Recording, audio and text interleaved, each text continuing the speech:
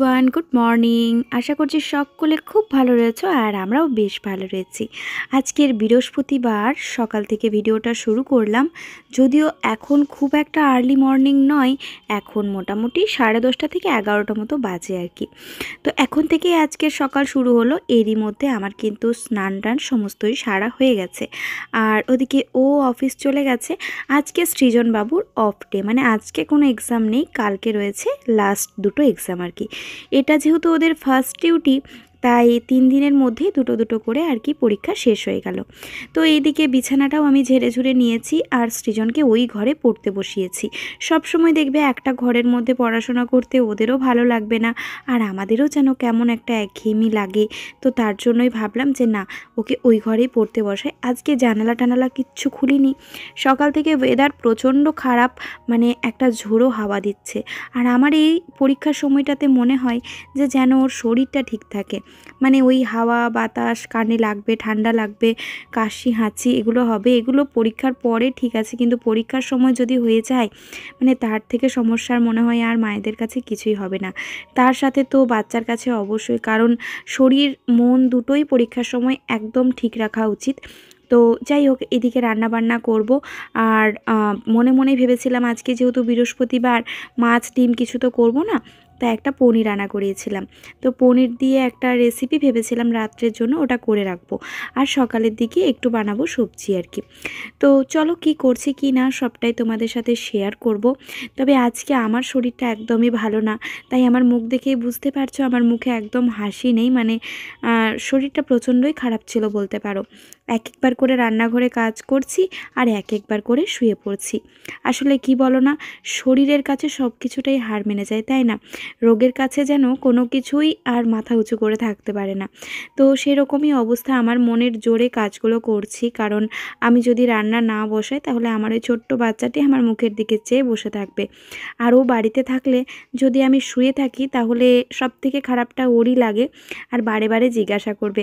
আজকেই জানো আমি শুয়ে আছি, আমার প্রচণ্ড পায়ে ব্যথা করছিল, তো ও আর কি আমার কাছে চলে গেছে, আমার পায়ে হাত দিচ্ছে। তো এরকম আর কি।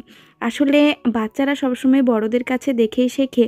আর ওর বাবা আর আমি একে অপরের প্রতি এতটাই কনসার্ন যে যার যাই হোক না কেন আমরা সবসময় একে অপরকে ব্যাকআপ দেওয়ার চেষ্টা করি। তো সেই জায়গা থেকে ও কিন্তু অনেকটাই পেয়ে গেছে। আর ও কিন্তু ভীষণ কেয়ারিং, মানে ওর বাবা যদি বাড়িতে না থাকে আমাকে জল এনে দেওয়া, ফ্রিজ থেকে ওআরএস বের করে দেওয়া, মানে ওর বাবা যেগুলো যেগুলো করে আর কি, সেগুলো কিন্তু ও করার চেষ্টা করে। তো এদিকে পনিরটাকে আমি নুন হলুদ আর কাশ্মীরি লঙ্কার গুঁড়ো মাখিয়ে বেশ ভালো করে ভেজে নিয়েছি। তবে অনেকটা হালকা করে ভাজলেও কিন্তু কোনো অসুবিধেই হবে না। আর এইদিকে আমি কেটে নিয়েছি সবজি। সবজি বলতে এখানে আলু, গাজর, কাঁচকলা, রাঙা আলু, উচ্ছে, সজনে ডাঁটা, বেগুন সমস্তটাই রয়েছে। তো আশা করছি বুঝতেই পেরেছো তোমরা যে কি রান্না করব। আজকে একটু শুক্তো বানাবো।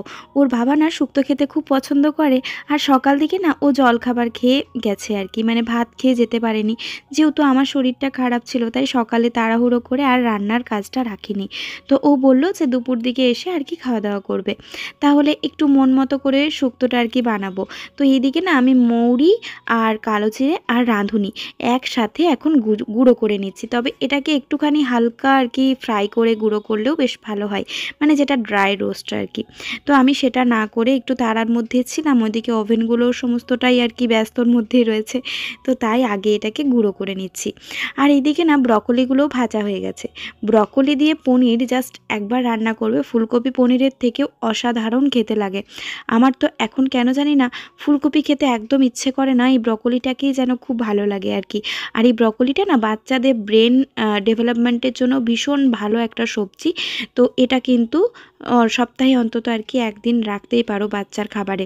বাচ্চার খাবারটাকে হেলদি টেস্টি দুরকমই করতে হবে, ওদের হেলথের কথা ভেবে আমাদেরকে কত কিছুই না করতে হয়, তাই না?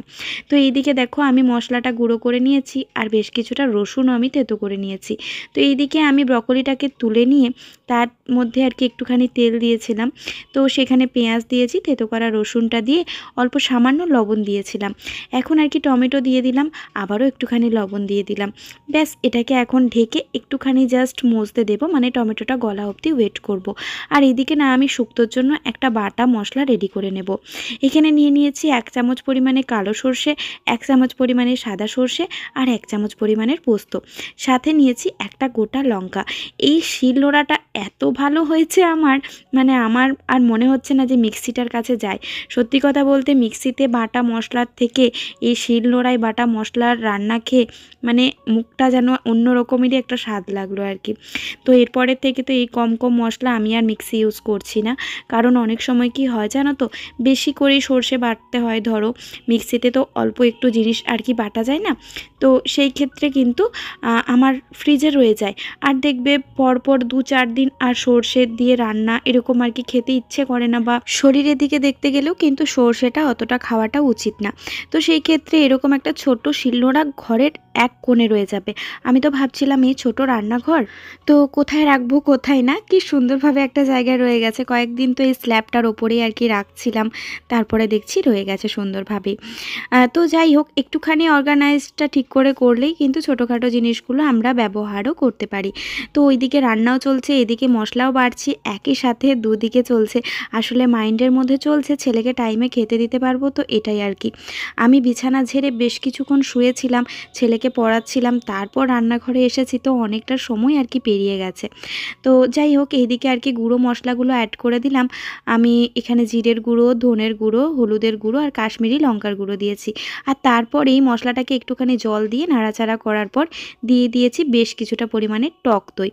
আজকে না শুক্তোটা তোমাদের সাথে একটু অন্যরকমভাবে শেয়ার করব, তো বলবো যে তোমরা ভিডিওটা দেখতে থাকো, আশা করছি তোমাদের ভালো লাগবে। আর এইখানে দিয়ে দিলাম ভেজে রাখা ব্রকলিটা। ব্যাস এরপরে আর কিছুই না, বেশ কিছুক্ষণ ধরে ভাজা ভাজা করার পর এর মধ্যে গরম জল অ্যাড করে এখন এটাকে আমি একটুখানি ফুটতে দেব। আর হ্যাঁ, এই সময় আমি সামান্য পরিমাণ স্বাদ অনুযায়ী আর কি চিনি অ্যাড করেছি। আর ওইদিকে শুক্তোর সমস্ত সবজিটাই ভাজা হয়ে গেছে, এখন বড়িটাকে ভেজে আর কি তুলে নিচ্ছি। আর তারপরেই আমি ওর মধ্যে কিন্তু তেতো করলা যেটা উচ্ছে সেটাকে আর কি ভেজে নেব। আর এই দিকে কিন্তু আমি পনিরটাকেও অ্যাড করে দিয়েছি।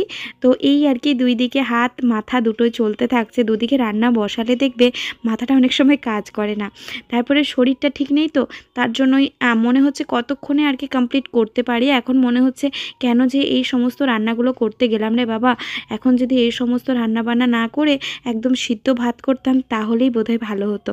কিন্তু জানো, যখন দেখবে ওরা খুব ভালো করে খাবারটা খাবে ঘরের মানুষজন, তখন যেন মনটা অন্য রকমেরই লাগে, মনে হয় ভাগ্যিস করেছিলাম, সিদ্ধ ভাত খেলে যেন ঘরটাকে আরও অসুস্থ লাগে। তো এইদিকে আর কি আমি উচ্ছেটা ভেজে তুলে নিয়েছি, তারপর একটু তেল দিয়ে তার মধ্যে ফোড়নে দিয়েছি 5 ফোড়ন, তেজপাতা, শুকনো লঙ্কা। এখন এর মধ্যে দিয়ে দিলাম একটা গোটা টমেটো, বেশ কিছুটা লবণ দিয়ে টমেটোটা একটু ভেজে নিয়েছি। তারপর যে ভেজে রেখেছিলাম সমস্ত সবজিটা আমি একসাথে দিয়েছি। তবে এই রাঙা আলুটা কিন্তু শুক্তোতে দিলে শুক্তোর স্বাদ অনেকটা বাড়িয়ে দেয়, অনেকটা। আর রাঙা আলু খাওয়াটা যে কতটা গুণ, রাঙা আলুর মধ্যে যে কত কিছু রয়েছে সেটা বোধহয় মানে আগে সত্যি জানতাম না। তো এখন যখন জেনেছি, চেষ্টা করি যে সপ্তাহে অন্তত 2 দিন আমাদের খাদ্য তালিকায় রাঙা আলুকে রাখার। বাচ্চাদেরকে তো রাঙা আলু অবশ্যই সারাদিনে অন্তত পারলে একবার দেওয়া উচিত, কিন্তু সব সময় তো আর বাজারে অ্যাভেলেবেল থাকে না, তো তার জন্যই আর কি আনা হয় না। যাই হোক, এইদিকে মশলাটাকে ভেজে নিয়ে তার মধ্যে আমি জিরের গুঁড়ো, ধনের গুঁড়ো দিয়ে দিয়েছি। আর এরপরে আমি কিন্তু আজকে দুধ শুক্তো বানাচ্ছি না, কারণ দুধটা আমার হাজব্যান্ডের খাওয়া চলে না, ওর যেহেতু কোলেস্টেরল রয়েছে, তো তার জন্য এর মধ্যে না আমি ফেটিয়ে রাখা টক দই দিয়েছিলাম। এই টক দই দেওয়াতে শুক্তোর স্বাদটা যে কী পরিমাণে চেঞ্জ হয়ে গেছিলো আমি বলে বোঝাতে পারবো না। টক দইটা একটু ভাজার পরেই আমি এর মধ্যে যে মশলাটা বেটে রেখেছিলাম সর্ষে আর পোস্ত দিয়ে, সেটা দিয়ে দিয়েছি। এখন একটুখানি নাড়াচাড়া করব। যেহেতু সর্ষে রয়েছে তাই খুব একটা বেশি নাড়াচাড়া করলে এটা আবার তেতো হয়ে যাবে, তাই খুব একটা বেশি নাড়াচাড়া করব না, জাস্ট অল্প একটু 2 মিনিটের মতো নাড়াচাড়া করে নিয়ে তারপর এর মধ্যেও কিন্তু আমি গরম জল অ্যাড করেছি। এই গরম জলে রান্নার স্বাদটা কিন্তু অনেকটাই চেঞ্জ হয়ে গেছিলো। তো একটু কষ্ট হলো আজকে আমার শরীর খারাপ নিয়েও এই সমস্ত রান্না করতে, কিন্তু জানো তো আমার আবার একটা একটা নিয়ম হচ্ছে, আমি রান্না করলে আমার মনটা ভালো হয়ে যায়, আমার মনটা না একদম চেঞ্জ হয়ে যায়। তো এই যে আমি গুঁড়ো করে রেখেছিলাম যে মশলাটা, মৌরি আর কালো জিরে আর হচ্ছে রাঁধুনিটা, সেটা আমি এখন একটু গরম করে নিয়েছি। ওই যে বললাম তোমাদেরকে, একটু জাস্ট হালকা গরম করে গুঁড়ো করলে আর কি সেটা বেশি টেস্ট হয়, তবে এই ক্ষেত্রেও স্বাদের অন্যথা হবে না। তো এই যে এখন আমার সমস্তটাই কিন্তু সিদ্ধ হয়ে গেছে, একবার জাস্ট চেক করে নিচ্ছি নুন চিনিটা। তো এখন মোটামুটি সমস্তটাই কিন্তু সিদ্ধ হয়ে গেছে। এরপর যে আমি গুঁড়ো করা মশলাটা ভেজে রেখেছিলাম সেটা এর মধ্যে ছড়িয়ে দিলাম। এই মশলাটা যে কোনো রান্নাতে একবার ট্রাই করে দেখো, নিরামিষ রান্নায় খুব ভালো লাগবে খেতে, এইটুকু তো আমি কথা দিতেই পারি। তারপর ভেজে রাখা বড়িটা এর মধ্যে দিয়ে এখন একটুখানি জাস্ট ফুটবে আর কি, 1 মিনিটের মতো ফুটে গেলেই কিন্তু রেডি হয়ে যাবে।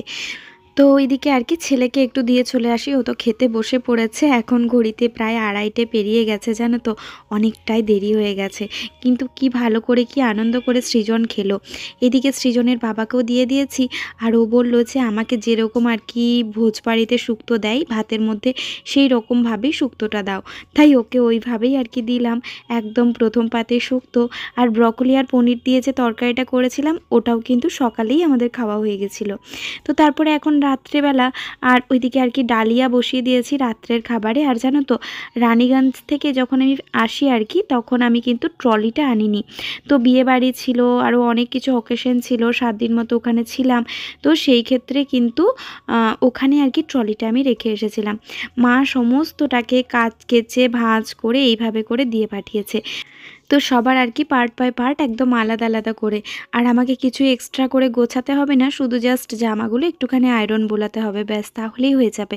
তো এখন আমি আর এই সমস্ত কিছুই করব না, কারণ ট্রলিটা আমার প্রয়োজন বলতে আমার যে সমস্ত সোয়েটারগুলো কয়েকটা রয়ে গেছে, তো সেগুলো রয়েছে ড্রয়ারের মধ্যে, কিন্তু ড্রয়ারটাতে আর অন্য কিছু রাখতে পারছি না, জানো তো।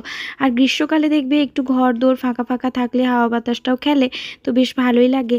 দেখলাম সৃজনের পড়ানো তো সমস্তটাই কমপ্লিট হয়ে গেছে, একটু সময় হাতে ছিল, তাই এই যে ট্রলিটা এখন নিয়ে যাব ও ঘরে। আর এখন সোয়েটারগুলো আর কি ভরে আপাতত ট্রলিটায় রাখবো, তারপর সময় করে ট্রলিটা ট্রলির জায়গায় চলে যাবে।